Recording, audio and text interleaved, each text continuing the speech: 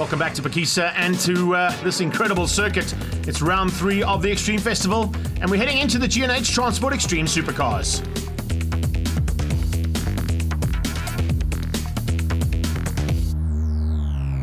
A couple of big hitters haven't made it all the way to Welkom, but we've certainly got a battle at the front expected between that car, the Trans-Africa Racing Ferrari F430, taking on Craig Jarvis's Panacea Dodge Viper, and incredibly, Darren Winterboer in the BMW put in an immaculate time through qualifying and could potentially spoil the day for both the Dodge and the Ferrari.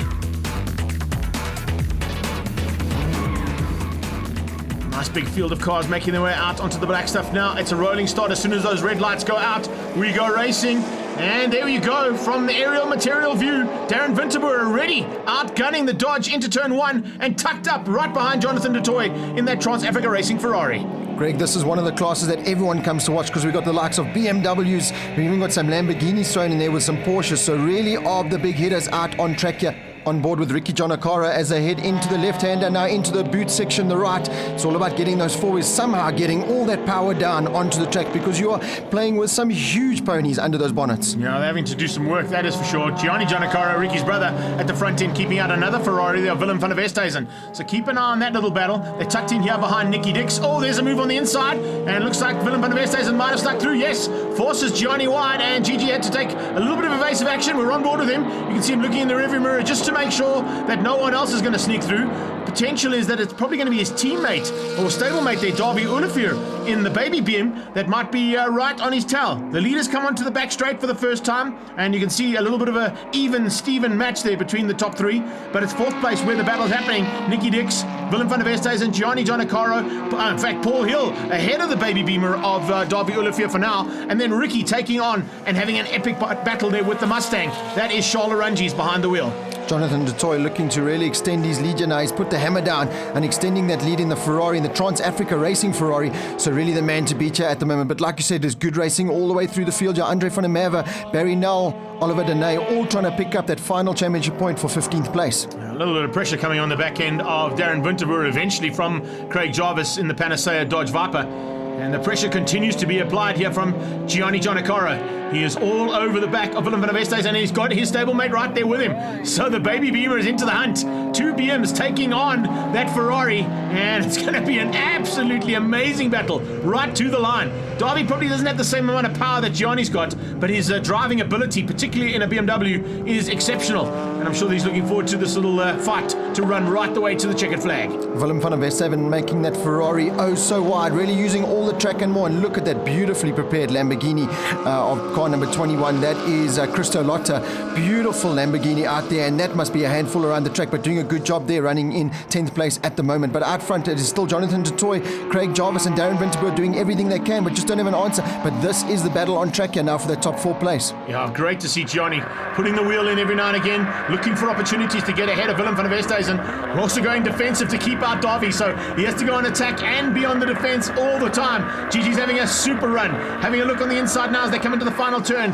I think he'll wait a little bit later on. Probably not show his cards too early on, but I think Willem van der Westhuizen will have to keep his eyes on those rearview mirrors, not to allow Gianni a chance to sneak and pounce ahead of him. Oh, car number 3 there, Charles Larangi's in the Ford Mustang. What a beautiful car there, but he's trying to do everything he can to keep out the very fast cars behind him, the BMW and the Ferrari. So really a good mixture of cars here, and quite expensive cars as well to be racing around Phakisa.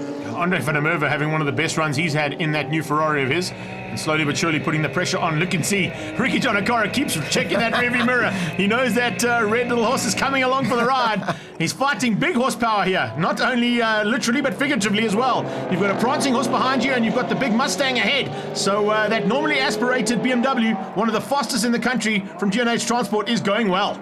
Jonathan du Toit out front really has stamped his authority on this race. He's got a comfortable lead now ahead of Graham Jarvis and Darren Winterboer, trying to fight out for the top 3. There we go, that's Craig Jarvis, and it looks like he's made the move on Winterboer going into turn 1, and he's already extended that little gap. So comfortable second position there, but Jonathan du Toit, what a flawless outing in that beautiful Ferrari. And the F430 takes the win, and Trans-Africa Racing will be happy with that.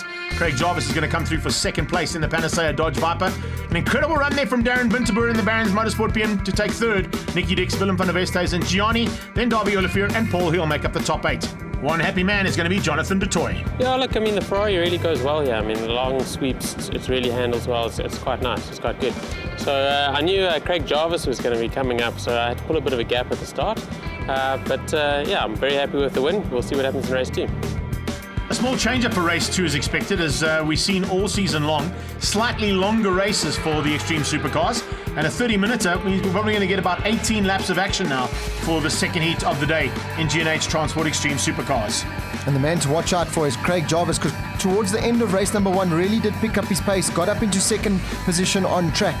So really watch out for him to put more pressure on Jonathan du Toit in the Ferrari out front. We go on board here with Darren Winterboer. Now rolling start, like you said, he's got a good start. He's on the inside there of Jonathan du Toit going into turn 1. He's not going to make it sick, or is he? Oh, he just shoves that BMW on the inside. Yeah, he's making Jonathan du Toit go around the long way of turn 1, and that's a great bit of driving there. Back on board with the second Ferrari here, Willem van der Westhuizen looking straight into the eyes of Gianni Giannacara and Jonathan Schenkman just on their tail. Now heading up into turn 2. Wow, hard braking. We saw the onboard there from Willem van der Westhuizen as well. Craig Jarvis sitting comfortably in third place. Nicky Dix is right on his tail. Look at the start from Davy Olivier. He's up there in 5th place in the Baby Beamer, and he's keeping the Ferrari behind him. Now, a couple of good starts. Nicky Dix with a much better start as well, running up there in the top 6 position at the moment. But watch out for Craig Jarvis in that Dodge Viper. The man certainly had a turn of pace towards the end of race number 1, so he'll be looking to pick up the race win here. As all the way through the field, look how bunched up they are. It's all about slipstreaming now down the back straight, and then who's the bravest in the fast right-handers? Schenkman sneaking through and just making a maneuver there and ticking off another man. Paul Hill didn't have a great start. The Kalex BMW seems to have a bit of an issue. It's not firing like it was. Here comes the Viper. Is he going to wait till late in the race? No. It's going to be a very early move here from... Whoa! Well, I say that. It looked like it was going to be an early move, but he had the door firmly shut, and Jarvis had no answer. Winterboer in the Barron's BMW, keeping out that big V12 Dodge Viper. Yeah, Craig Jarvis, you can see he's a little bit desperate now. He does not want Jonathan du Toit pulling out a massive gap, and you can see he's got up into second place now. He's got ahead of Winterboer, so he's chasing down the Ferrari man out front because he knows he's got the pace. But with a longer race now, he's got the time to make up and hopefully get past the Ferrari man. As they come onto the main straightaway now.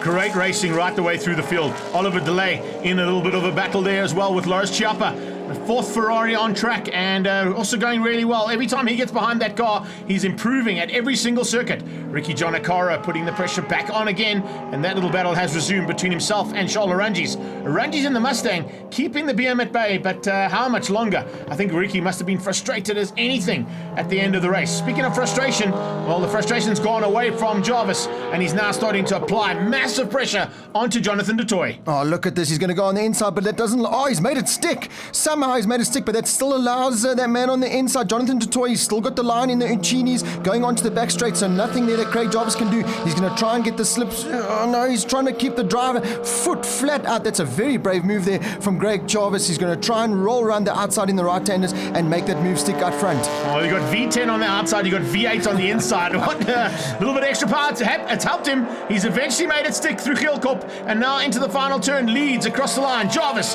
in the Panacea Dodge Viper leads this race with a couple of laps to go. Darren Winterboer pulling away now from Nicky Dix. Nicky Dix and the Curvent Porsche hasn't had an answer yet to Winterboer, and I think Winterboer might be able to hang on for a potential double 3rd place. Yeah, Greg, your neck really does get sore watching this category because you just see beautiful cars wherever you look, so your neck is going left to right, just staring at these beautiful cars and listening to them out here on the Phakisa Raceway really is a sight for sore eyes. On board here now with Davy Olivier going into turn 1, not the race he wanted, down there in 7th place in the G&H Transport BMW. Pretty lonely drive at the moment, but out front, not lonely there from Craig Jarvis. He's got Jonathan du Toit right on his tail, but one man who is having a lonely drive, Darren Winterboer, now having to settle for 3rd. He'll be one to be a lot closer to the 2 men out front, but just not having the pace at them at the moment. Oh, looks like Willem van der Westhuizen slowly but surely making his way up the field, but he hasn't quite got onto the back end of Nicky Dix. Nicky Dix in the Porsche, the Ferrari man. Well, you can look at the way that Willem van der Westhuizen is taking this race. He knows he's got Class A, so he's probably going to settle for that.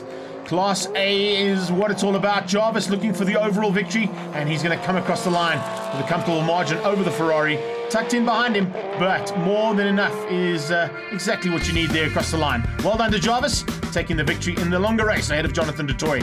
Darren Winterboer takes Class D honours and 3rd place overall with Nicky Dix on his tail. We caught up with Craig to find out how that slightly longer race went. Look, we've been on the back foot the whole weekend.